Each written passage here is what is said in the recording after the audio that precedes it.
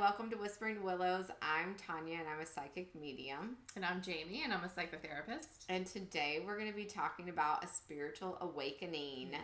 and how this might affect you. I think this affects everyone differently. Mm-hmm. I feel like I can pinpoint the very moment when mine started. Yeah.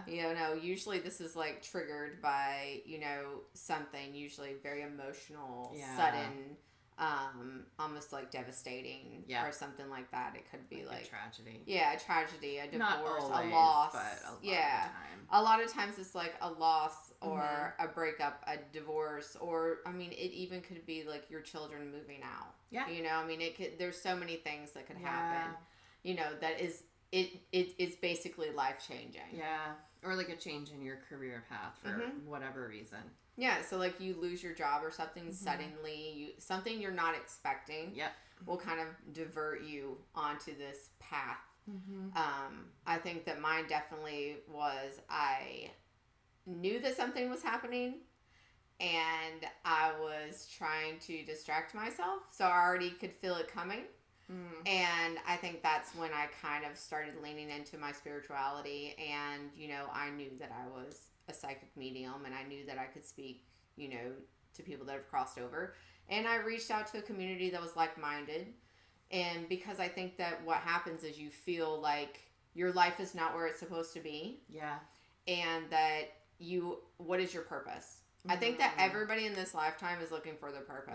And I think ultimately that is what triggers this, because something in your life happens and you're like, wait, what am I doing? Like that wasn't supposed to happen. Wasn't supposed to, right? In your mind. Right. Like this wasn't planned. This wasn't the plan, Yeah. And like you told me, it's when people lose control. Yeah. And that's what causes it. It's when you feel like you're out of control. I also feel like some people looking from the outside might call it a midlife crisis. Yeah. Because it does happen, as you get older. And I think that you're more aware. So like your connection to the universe is different. A lot of times, like your beliefs, your old beliefs that, maybe before you believed, in God, or maybe you were a Catholic, or you're like, or you switched religions, or something like that. Your belief system kind of starts to unravel, and then you kind of start developing your own beliefs, and understanding, because you feel more connected to the universe and what's going on around you, and actually you're more self-aware than a lot of people that are just going on the mundane day to day, because you're trying to figure out why you're here. So, with my therapy practice, like I have always, like years ago when I first got into it, I preferred to work with teenagers, adolescents. That was my favorite. And then in the past, probably decade, I loved the like 20-something-year-old, like just learning how to adult. Like I love that population. But it's funny because this year I feel like I have more women who are like older, like maybe in their 50s or 60s, some of them even in their 70s, that are like, I feel like having some spiritual awakening, you know what I mean? And it's like, it's really cool to watch their belief systems evolving and their connection to the universe evolving, and they're having like these epiphanies that like it's so cool. It gives me chills. Yeah, it's almost like an aha moment. Yeah. You just are like, okay, this is what I'm supposed to be doing. I just remember feeling like, okay, like this is about to go down and this is about to happen. And it's like, in my situation, I feel like I kind of was trying to distract myself, because I knew that there was about to be this huge heartbreak. Like, I knew it was coming. And so I was just distracting myself by kind of getting in this community where I learned how to read tarot cards, and I learned how to, control my gift better and understand it better, and to know that it's okay for me to give people messages, and that sometimes people need messages, and it made me feel good to help people. So I kind of just leaned into that. So I think that helped me get through this, and then ever since then I've been so much more spiritual with journaling and meditation and stuff like that. I think that that's a huge part Mm-hmm. of understanding. And the more that I meditate, I get deeper and closer Mm-hmm. to where I feel like I need to be. Yeah. You know, and I feel like I belong in my space. And like I've said, like me and you've both said that I love myself so much more than I did, Yeah. you know, 10 years ago. Yeah. You know? Yeah, and I think a spiritual awakening is really Mhm. like, you can tell if you're like in the midst of one by like, you just feel content, Mm-hmm. right? Like you Yeah. feel more grounded, you feel more centered and connected and content, even if like there's chaos happening around Right. you. You're just like kind of Right. grounded within that chaos. Right. Yeah. I think that grounding is so important. Because you're right. Like you feel like everything's going on around you, but you're just calm. Mm-hmm. You know, like you have this like calm. I feel like there was a time where I really, in between that, after that happened, and I kind of moved out, and you know, I feel like it's a process because there was a time where I didn't want to leave my place, and I wanted to be there all the time, and it's just like these dark moments and dark thoughts go on in your head. Yeah. But then you start getting past that and then understanding more. Yeah. You know, like you're sitting with yourself and you're understanding who you are. And then I think understanding who you are actually helps you see other people better. Yeah. And understand them. So I just feel like we're all going through something. Mm-hmm. And, you know, whether it's an awakening or, you know, some people call it a midlife crisis. Mm-hmm. I feel like, you know, yeah, I might have misinterpreted it as that at some point. Yeah. Because I think people look at you from the outside saying, oh, well, this is not even the same person. So they're obviously having a midlife crisis. Yeah. You know, and then people don't understand how you're so calm in situations of chaos. Yeah. But I am very like relaxed and calm when there's chaos going on. And I try not to react so quickly as I did before. Right. You know, before I was like very quick to react. And then ever since that's happened to me, I'm just very like even keel, just, you know, nothing. It takes a lot to get me heated up and going, you know, so. And there's a shift, I feel, when you're like approaching an awakening, like between like, why is this happening to me? And we shift to like, what am I learning from this? Or how am I growing or evolving from this situation? And then like you settle into that mindset and settle into the change that was like intended to happen for you. Right. And I think now everything that happens, I'm like, what? You're right. What am I learning from this? Yeah. Because 10 years ago, I would have been like, what in the is going on? You know, I would have been so pissed. Like, this is not, like, this is out of my control. I'm not okay with it.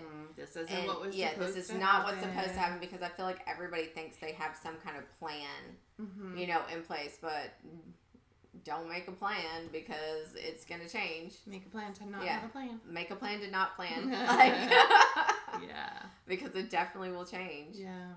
So, what do you feel like are ways for people to like experience a more spiritual awakening? I think that you need to, I just feel like meditation is really big, because you're sitting with yourself and you're emptying out your brain. Journaling helps. Sometimes you can journal before you meditate, because you're getting a lot of your stuff out of your head. Yeah. So that can help you meditate. Yeah. So then when you're meditating and you're just like pushing something, even if it's 5 minutes, just pushing something out of your mind, or do a guided meditation. What was the app that you were saying? That's Smiling really good? Mind. Smiling Mind. Yeah, do a guided meditation. And I think that helps, especially if you are very easily distracted. Yeah. Because it just will bring you back. You just listen. It makes you focus on someone's voice and what they're saying. And then you can just kind of relax and just get the stuff out of your mind. Like, you don't need all of this up in your head going around. And it helps connect you and ground you.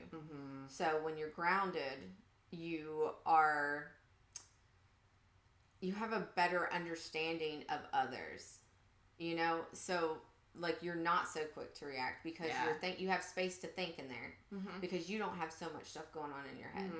You know, whenever I'm like so crazy busy and I've got like stuff going on in my head, I think that when somebody else says something, I'm just you know, like not listening. But when I'm grounded and I understand what's going on around me and I can feel everyone's feelings or understand, and when somebody says something, I know exactly what's going on with them. It helps me with my readings. It helps me connect quicker and easier. It helps me connect quicker with the other side and just understand them better because I'm not distracted. Yeah. So, and that's really hard for me. So we know that. Yeah. Yes. So I think that would be like one major thing that would totally help a lot of people. Read self-help books. Yeah. I love a good self-help book. Something that has to do with where you are in life. You know, find something that, you know, you can, that like really resonates with you. Because even if your friend's reading something about, I don't know, we just talked about decluttering your house. Maybe you don't need to do that. Right. Maybe you need something else. So like do your research and figure out, you know, or listen. If you don't want to read a book, listen to a book. Yeah. You know, there's a lot of self-help out there. And for whatever thing you're needing help with, it's out there. Trying to find your purpose. Yeah. You know, it's out there. But I think that sitting with yourself will help you understand your purpose. Like your priorities. Prioritize like what's important to you. And then you will probably have it written down and you don't even realize it. Just like go over, you know, what's important to you and what you're trying to get out of this life. Yeah. And pay attention to your nervous system, right? Because when we're stressed, like we can feel it in our bodies. We don't always pay attention to the fact that we're feeling it in our bodies, but you know, like do a body scan, like start at the top of your head and, you know, focus on, okay, my forehead and then my cheeks. Am I like clenching my jaw, you know, or like do I have tension in my neck, my throat, and, you know, scan all the way down your body and see where am I holding stress here? Right. You know, like, oh, I feel tightness in my chest, or I kind of feel like a little bit of nausea, or, you know, wherever you're feeling stress, you know, your spiritual awakening is going to happen when you do your body scan and you don't feel stress anywhere in your body. Right. Like you just feel calm and your nervous system is just chilling. Right. The thing is like, even though I'm a much calmer person now than I was, like I still have like my days. Oh, of course. Where I'm just like, oh gosh, like what am I doing? But then you just have to get back in your mindset, you know, because it's all mental. Like everything is mental. It's like your brain controls so much of everything that goes on with your body. Yeah. When you're sick, it is usually your brain. Yeah. Something is causing this. You know, so it's just get your mind right, meditate, get grounded again, and then carry on with your day. That's why I tell people to meditate every day. Yeah. Because it is hard. And when I'm not meditating, or even laying down and taking a nap to recharge, like set an alarm for 30 minutes. Yeah. Lay down in the afternoon, take a nap. It totally helps you recharge and just relax. I feel like all of those things kind of help because we all need to be recharged. If you're not getting enough sleep, you're not going to be grounded. Yeah. There's no way for you to be grounded. So... And, you know, I think it's important to, like, explore your spiritual beliefs, but, like, what resonates. You know, like, I can want to believe something, but then it doesn't resonate. So, like, I'm not going to, you know, I'm not going to be in alignment with this thing that I'm believing in if it's not, you know what I mean? Right. It's like you have to find what, like, really does resonate with you. And, like, you know, maybe that means, like, going, you know, reading a book on whatever, Buddhism, Taoism, like, or like going to a new church that's like different from how you grew up, or, you know, practicing some other spiritual practice, getting into like, you know, crystals and the energy healing of crystals, or, you know, whatever, just like try different things. Yeah. Yeah. And, you know, notice like which ones make you feel calm and which ones like bring that kind of inner peace to you. And, you know, if you're, like, when I was younger, we went to church when I was little. And I mean, maybe it was my age, but like still, even if I went to a like Christian church today, I would be sitting there and I'd be like, yeah, when are we done? Yeah, like it just doesn't resonate with me anymore at like, this age in my life. You know what I mean? And so, and that's okay. Like it resonates for some and it doesn't for some, and that's totally okay. But like, I'm going to go find what does resonate. Exactly. You know, and like what brings me peace and comfort. Yeah. I'm definitely not a pusher on my beliefs. And I find ever since like we started doing this podcast that people, I don't want to say that they try to challenge me, but they do. Like they do and they don't know it. And I'm just kind of like, you know, I just kind of like roll over it, you know, like, okay. You know what I mean? You don't have to believe what I believe. You don't even have to believe that I'm not here to prove anything to you. I'm just here to help you on your journey. Yeah. And everyone's journey is different, you know? And if you don't believe that, you know, at the end of the day, we pass over and then we can still communicate with people on the other side, then you don't believe that. There's nothing I can, okay. I'm not here to prove to you that that's what's going on. I'm just here to help you and give you the message. So, and I can't give that message to you. I think a lot of people think that I'm just going to walk up to them and hand them a message. And I'm like, no, this is not soliciting here. Yeah. You know, I'm not just going to, you know, come up to you and say, I have a message from your uncle. You know, I don't do that. I'm very like, if you come to me and you ask me and you want to do a reading, I will, but I'm not soliciting for anything like that. I'm definitely not. Yeah. Well, and it's similar for me. Yeah. Right, like as a therapist. People think that you're judging them or something, that I'm like, or you know, you're trying to figure out what's wrong with them. Yeah. And I mean, I try to, you know, there's a balance between being a good friend and offering advice, but like holding back from like therapizing your friends, you know. Exactly. But, I mean, I try not to give unsolicited suggestions or guidance. Yeah, when we get in conversations, I usually just wait for someone to ask me. You know, I kind of just listen to everyone's input, and I'm just like waiting, and they just look at me, and I'm like, well, this is what this is what I feel and what I think, you know. But I mean, I don't try to push anything on anyone. Like, you really need to believe what's in your heart and your soul. Yeah. You know, I feel like I know things because of things that have happened to me and things that have happened to people around me, and I definitely know things that I wouldn't know if I didn't have this ability. Yeah. And I think that's hard for people to understand because not seeing something, but that's what faith is. Yeah. You know what I mean? Like, it's not tangible. Yeah, it's not tangible. Like, you need to have faith in something. I believe that. So, I mean, just leaning into your faith during this time, or figuring out what your faith is. Yeah. Like I said, the faith that you were raised with could completely become unraveled and changed, and you're like, I don't believe this, and I don't believe that. And don't be afraid to don't be afraid. Different processes. Yeah. So this is going to be looking different for everyone. Your senses can be heightened with this because you're more aware. Yeah. You could all of a sudden realize that you're psychic, though. I mean, this is something that can happen to you at a later time. You know, I definitely think that we all have this in us. We just don't understand it, and understand how to use it or what to do with it. Because to me, can be very scary. But at the same time, it can be very exciting to understand everything around you. Where you went from, I don't know what's happening to me, to now I feel like I know too much.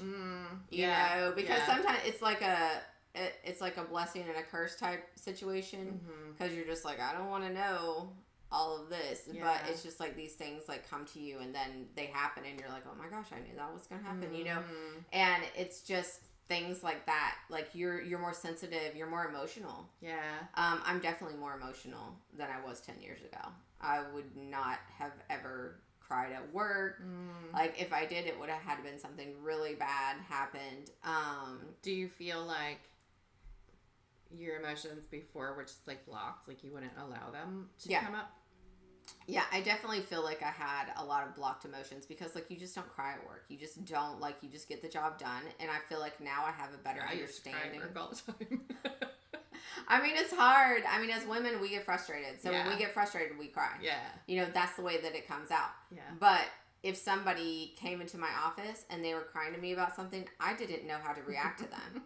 You know, and like that's how I am. Mhm. You know, and even still now, I'm like, what do I do? Like, Yeah. what do they need? Like, what do they need from me? How do I fix this? Yeah. Like in my brain, while you're crying, I'm trying to figure out what can I do to make it better. You know, but from the outside, it looks like I'm just sitting here like apathetic. like what the fuck is going on? You know what I mean? Yeah. But I'm really just like, what can I do to make it better? How can I fix it? And I don't want to panic or anything because I don't really know what's happening or going on, but you know, but I can definitely feel it before it even happens now, you know, because I'll start feeling emotional and I'm like, what the heck is going on? And then like my throat starts and then all of a sudden someone starts crying and I'm like, okay, like what, you know, but it's just like you can be more sensitive during this time. Like this is when your senses are heightened, your intuition, trust your gut. Yeah.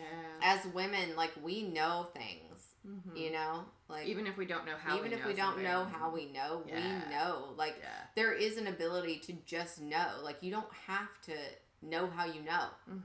Like you will just know things that are happening. Things like I said, I knew that this leading up that this was going to happen. Yeah. Like I knew it was going to happen, so it was like I was preparing for it to happen because I was beginning to become very sensitive to things, and I was beginning, and at that time I was being very emotional too. Yeah. And normally I wasn't emotional.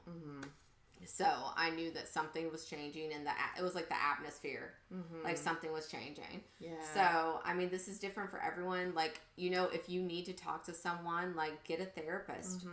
You know, seek help.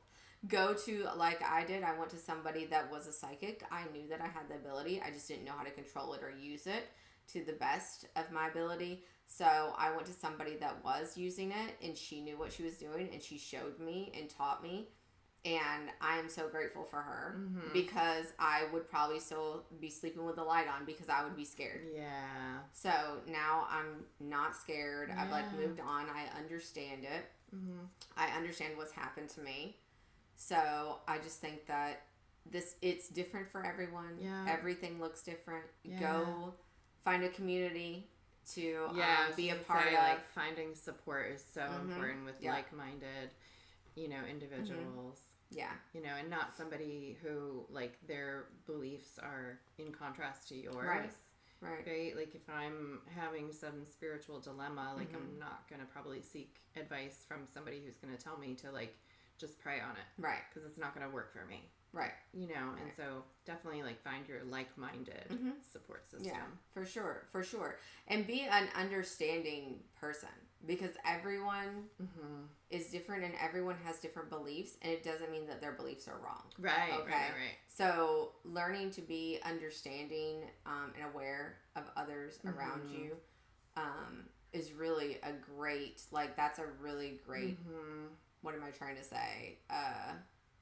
Like be open-minded. To have, you want to be open-minded. Yeah. Like you don't shut yourself off to opportunities really, because there are opportunities. And I think it's great to learn about different cultures. Like they believe in different things, and I love learning. I will ask questions. Yeah. If you have someone in your life that believes something different than you, ask questions because maybe you'll understand their belief more. Yeah.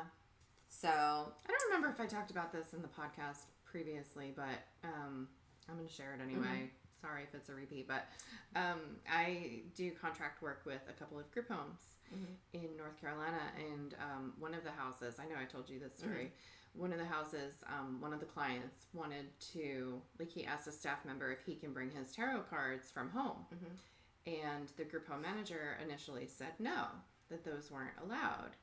And so the client complained to me that he really wants his tarot cards, and so I just, you know, reached out to the house manager and I said, look, like, you guys have brought the kids to church before and, you know, like, it's no different. Like, this is what resonates for this client. If that's what's going to help him, you know, in whatever way. I mean, they're there because they have mental health struggles, right? So if tarot cards are going to help him with his mental health in some form or fashion, it doesn't really matter if you understand that or not, or if that's like your practice. Yes. You need to allow that in. Yes. You know, just like you allow kids to go to church if that resonates with them. And just like we don't want to push the tarot cards on others, we also don't want to push church on others. And, you know, but like just be open. And it was a really good conversation. You know, he came back and was like, wow, I never thought of it that way, you know. And so then the kid was allowed to have his tarot cards and he thanked me. And, you know, it was just like a really nice like moment of being able to just like open somebody's mind. Yeah, I love that. And you know, and just like you said, be open-minded to different practices, and none of them are wrong or bad. Right. Well, some might be bad, but I mean, but there are. But I mean, like you have to make that decision for yourself, and you can't like judge somebody. Yeah. You know, because of what they believe in, and I'm probably like the number one person that's always like trying to open people's minds to see other sides of things.